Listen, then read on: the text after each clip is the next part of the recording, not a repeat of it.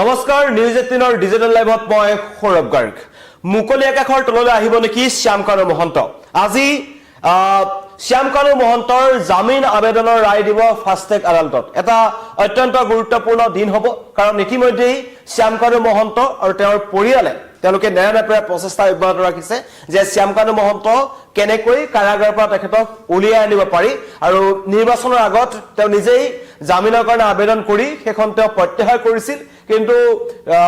নিৰ্বাচনৰ পিছদিনাখনেই কিন্তু তেওঁলোকে জামিন আবেদনৰ কাৰণে পুনৰ তেওঁলোকে দাখিল কৰিছিল আৰু অৱশেষত 23 এপ্ৰিলত সম্পন্ন হৈছিল এই জামিন আবেদনৰ শুনানি আৰু সংৰক্ষণ কৰি ৰাখিছিল আজিৰ দিনটোৰ কাৰণে অৰ্থাৎ এসপ্তাহৰ পাছত আজি ফাষ্ট ট্ৰেক আদালতে জনাব যে শ্যামকানু মহন্ত মুকলি আকাশৰ তললৈ আহিব নে নাহে জামিন আবেদন যি শুনানি সম্পন্ন হৈ গৈছিল আজি ৰায় দিব সেই ৰায় শ্যামকানু মহন্তৰ সপক্ষে যাব নে জুবিন গাৰ্গৰ পৰিয়ালৰ সপক্ষে যাব সেয়া লক্ষণীয় হ'ব আৰু সমগ্ৰ ঘটনাটোত মূল অভিযুক্ত হিচাপে এজন শ্যামকানু মহন্তক ধৰা হৈছিল আৰু ইতিমধ্যেই তেওঁৰ যিবোৰ সামগ্ৰী আচলতে শ্যামকানু মহন্তৰ ঘৰত এছআইটি ফালৰ পৰা যি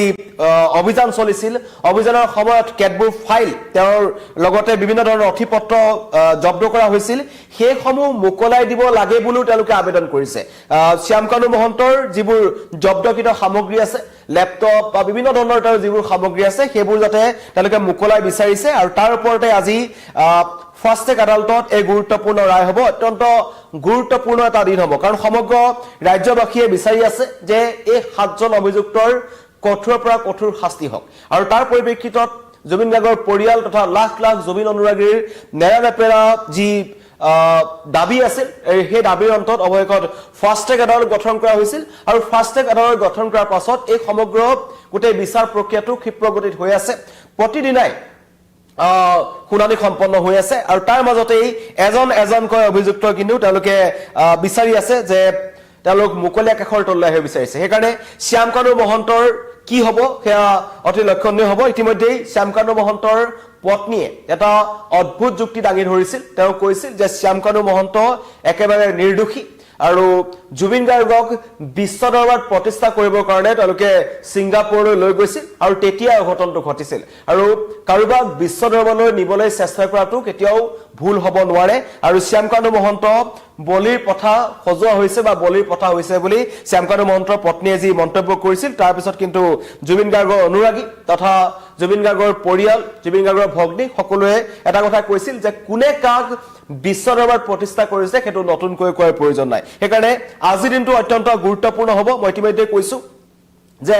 শ্যামকানু মহন্তৰ জামিন আবেদনৰ ৰায়ৰ দিন আজি আৰু ফাষ্ট ট্ৰেক আদালতত এই জামিনৰ ৰায় দিব সকলোৰে ইয়াৰ ওপৰত দৃষ্টি আছে যে শ্যামকানু মহন্ত সঁচাকৈ মুকলি আকাশৰ তললৈ ওলাই আহিব নেকি কাৰণ জুবিন গাৰ্গ নোহোৱা হোৱাৰ বা কি পৰিস্থিতি নোহোৱা হ'ল যি খুব আছে ৰাইজৰ মনত এতিয়াও বিচাৰি আছে যে সকলোৱে ন্যায় বিচাৰিছে আৰু জুবিন গাৰ্গৰ ন্যায় প্ৰসংগটো উত্থাপন হৈ থকাৰ মাজতে শ্যামকানু মহন্ত মুকলি আকাশৰ তললৈ ওলাই আহিব নেকি তাক লৈ কিন্তু সকলোৰে মনত চৰ্চা আছে আৰু ইতিমধ্যেই শ্যামকানু মহন্তৰ যি পত্নী অনিতা ডেকা মহন্ত তেওঁ যি অদ্ভুত যুক্তি দাঙি ধৰিছে তাতো ইতিমধ্যে কৈছে যে জুবিন গাৰ্গক তেওঁলোকে বিশ্ব দৰবাৰত প্ৰতিষ্ঠা কৰিবলৈ নিছিল কিন্তু ছিংগাপুৰৰ যিসকল প্ৰবাসী অসমীয়া আছে তেওঁলোকৰ যি ভাষ্য আছিল যি চৰকাৰী অধিবক্তাই আদালতত দেখুৱাইছিল জামিন বিচাৰিব যি জামিন বিচাৰিছিল প্ৰাণ বৰা আমাৰ শ্যামকানু মহন্তৰ যিজন এডভোকেট আছে উকিল আছে তেওঁ তিনটা কাৰণ দৰ্শাইছিল তেওঁ কৈছিল যে শ্যামকানু মহন্তই জুবিন গাৰ্গক খুৰা দিব নালাগে বুলি পেন পেচিফিক হোটেললৈ মেইল কৰিছিল কিন্তু প্ৰবাসী অসমীয়াসকলে এই কথা জানিবলৈ দিছিল যে ছিংগাপুৰ অসম এছ'চিয়েশ্যনৰ অভিমন্যু তালুকদাৰক জুবিন গাৰ্গক খুৰা যোগান ধৰিবৰ কাৰণে এজন শ্যামকানু মহন্তই কিন্তু তেখেতক জুবিন গাৰ্গক তেওঁৰ জৰিয়তে খুৰা যোগান দিছিল এটো কেনেকুৱা ধৰণৰ কথা যে এফালে মেইল কৰিছিল কিন্তু আনফালে জুবিন গাৰ্গক খুৰা যোগান এজন শ্যামকানু মহন্তই দিছে দ্বিতীয়তে তেওঁলোক কৈছিল যে 190 দিনৰ অধিক দিন হ'ল সেই কাৰণে তেওঁলোকে তেওঁক জামিন দিব লাগে এটো হৈছে এটা দ্বিতীয়টো যুক্তি আৰু তৃতীয়টো যুক্তি আছিল যে কোনো পলাই যোৱাৰ কোনো চিন্তা কৰিব নালাগে ফ্লাইট ৰিস্ক নাই বুলি কৈছিল কিন্তু তাৰ পাছতো চৰকাৰী অধিবক্তাই এটা কথা কৈছিল যে শ্যামকানু মহন্তই কিন্তু সেই 19 ছেপ্টেম্বৰৰ পাছত কেইবাদিনো তেওঁ বিদেশত বহি অগ্ৰিম জামিনৰ কাৰণে তেওঁ লাগি আছিল পুনৰ তেওঁ এনেকুৱা ধৰণৰ কাম কৰিব পাৰে সেই কাৰণে খাৰিজ কৰিবলৈ কথা কোৱা হৈছিল কিন্তু এটা কথা স্পষ্ট হৈছিল যে ছিংগাপুৰত জুবিন গাৰ্গক সুৰা যোগান ধৰিবলৈ এজন শ্যামকানু মহন্তই কৈছিল আৰু সেই অভিযোগ উত্থাপন কৰাৰ পাছত শ্যামকানু মহন্তৰ পত্নীয়ে কৈছিল যে নহয় এইবোৰ সকলো মনে সজা অভিযোগ আৰু তাৰ কোনো প্ৰমাণ নাই সেয়া আজি আসলতে ফাষ্ট ট্ৰেক আদালতত গম পাম যে আদালতে কি ৰায় দিয়ে কিন্তু ইতিমধ্যে শ্যামকানু মহন্তৰ লগতে সিদ্ধাৰ্থ শৰ্মাৰ যি জামিন আবেদন আছে সেয়াও সংৰক্ষণ কৰি ৰখা হৈছে 2 মেত আদালতত সিদ্ধাৰ্থ শৰ্মাৰ জামিনৰ শুনানি ফাষ্ট ট্ৰেক আদালতে দিব কিন্তু জুবিন হত্যাৰ গোচৰত থকা এজন সিদ্ধাৰ্থ শৰ্মাৰ যি মহাবীৰ একুয়া জব্দৰ নিৰ্দেশ দিছে আদালতে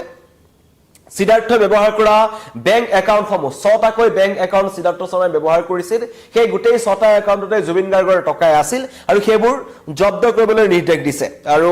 ইতিমধ্যে সিদ্ধাৰ্থই নিজৰ মাতৃৰ একাউণ্টতো 1,33 লাখ টকা থৈছিল তেওঁৰ ভাতৃৰ তাত প্ৰায় 90 লাখ মান টকা থৈছিল মানপাৰাত এটা ফ্লেট কিনিছিল লগতে পেয়সীক বহু দামী দামী উপহাৰ দিছিল স্কুটি উপহাৰ দিছিল কে সকলো জুবিন গাৰ্গৰ টকাৰে দিছিল আৰু ইতিমধ্যে এই মহাবীৰ একুৱাটোক লৈ পেলাই প্ৰশ্ন উত্থাপন হৈছিল জুবিন গাৰ্গৰ সহযোগী সকলো ইনফেক্ট পাৰ্থ গোস্বামী সকলোৱে কৈছিল যে লাহে লাহে এপদ কৈ তেওঁলোকে যিবোৰ ব্যৱসায়িক ভিত্তি বস্তু আছে সেইবোৰ মুকলাবলৈ চেষ্টা কৰিছিল বিৰূপ প্ৰতিক্ৰিয়া সৃষ্টি হৈছিল আৰু অৱশেষত কালিৰ দিনটোত সিদ্ধাৰ্থ শৰ্মাৰ মহাবীৰ একুৰা জব্দ কৰাৰ নিৰ্দেশ দিয়া হ'ল 6টাকৈ বেংক একাউণ্ট জব্দ কৰাৰ নিৰ্দেশ দিয়া হ'ল আৰু য'ত প্ৰায়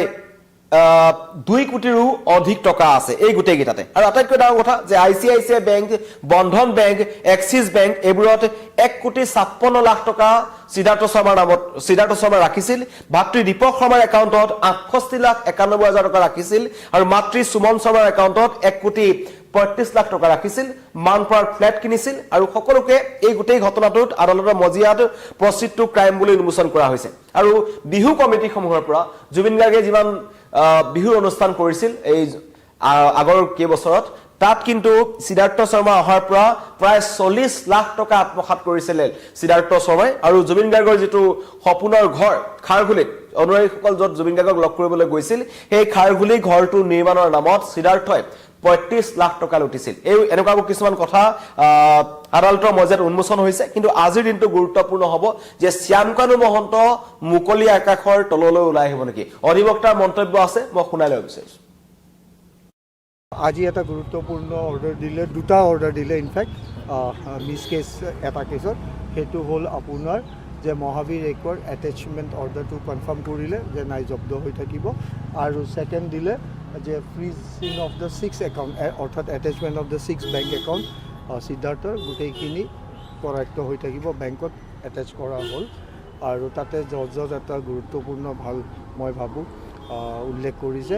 যে এই জুবিন গাৰ্গটো নাই কিন্তু তেওঁৰ ডিচিজ ফেমিলি আছে তেওঁৰ কিট এণ্ড কিন আছে তেওঁৰ ট্ৰাষ্ট আছে তো সেইখিনি পইচা যদি আমি প্ৰুফ কৰিব পাৰোঁ ক্ৰাইমটো তেওঁ কমিট কৰি এইখিনি পইচা জুবিনৰে হয় তেতিয়াহ'লে যদি জুবিনে পায় এইখিনিত লগাব পাৰিব আটাইকেইটা একাউণ্ট সিদ্ধাৰ্থৰ নামত হয় 6টা সিদ্ধাৰ্থৰ নামত ডাইৰেক্ট একাউণ্ট নাছিল ভায়েকৰ নামত আছিল আৰু তেওঁৰ নিজৰ কোম্পানীৰ নামত আছিল যিয়ে নহওক 6টা একাউণ্ট আমি বিচাৰিছিলোঁ জব্দ কৰিবৰ কাৰণে এটেচমেণ্ট কৰিবৰ কাৰণে সেই 6টাই এটেচ কৰিছে অনাৰেবল কোৰ্টে 6টা একাউণ্টত কিমানমান পইচা আছিলে সেইটো একজেক্ট এমাউণ্টটো নাজানিম কাৰণ সেইটো তথ্যটো একচুৱেলি পুলিচৰ হাতত আছে আমি যিমানে আছে সেইখিনিয়ে সুধিছোঁ কাৰণ কিয় সময় সাপেক্ষে ইণ্টাৰেষ্টটো বাঢ়ি থাকে তো এমাউণ্টটো ভেৰিয়েশ্যন হৈ থাকিব সেইকাৰণে এমাউণ্টটো একজেক্টলি মেনশ্যন কৰা হোৱা নাছিল কিন্তু ৰাফ আন্দাজ মতে চাম গুড ক্ৰ'জে থাকিব কাইলৈ শ্যামকানুৰ জামিন হয় জামিনৰ অৰ্ডাৰ আছে কালি ছেকেণ্ড হাফত চাগে মেমে নিশ্চয় অৰ্ডাৰটো দিব let's see wait and watch কি হয় আমি কালি আকৌ লগ পাম আজিৰ দিনটো অত্যন্ত গুৰুত্বপূৰ্ণ হ'ব কাৰণ আজি শ্যামকানু মহন্তৰ জামিন আবেদনৰ ৰায় দিব ইতিমধ্যে নতুনকৈ আমাৰ লগত যিসকল জড়িত হৈছে তেওঁলোকক জনাইছো যে শ্যামকানু মহন্ত মুকলি আকাশৰ তললৈ ওলাই আহিব নেকি সকলোৱে মোৰ ক্ষেত্ৰত প্ৰশ্ন সকলোৱে জুবিন গাৰ্গৰ ন্যায় বিচাৰি আছে জুবিন গাৰ্গে এতিয়ালৈকে ন্যায় পোৱা নাই বুলি সকলোৱে কৈ আছে আৰু তেনে পৰিস্থিতিত শ্যামকানু মহন্ত মুকলি আকাশৰ তললৈ ওলাই আহিব নেকি আজি ফাষ্ট ট্ৰেক আদালতৰ ৰায় দিব কাৰণ ইতিমধ্যে তেওঁলোকে 23 এপ্ৰিলত শুনানি সম্পন্ন হৈছিল আৰু শ্যামকানুৰ জামিনৰ শুনানি সম্পন্ন কৰি সংৰক্ষণ কৰি ৰাখিছিল আদালতে 7 দিনৰ পাছত অৰ্থাৎ আজি শ্যামকানু মহন্ত মুকলি আকাশৰ তললৈ ওলাই আহিব নে নাই সেয়া স্পষ্ট হ'ব ধন্যবাদ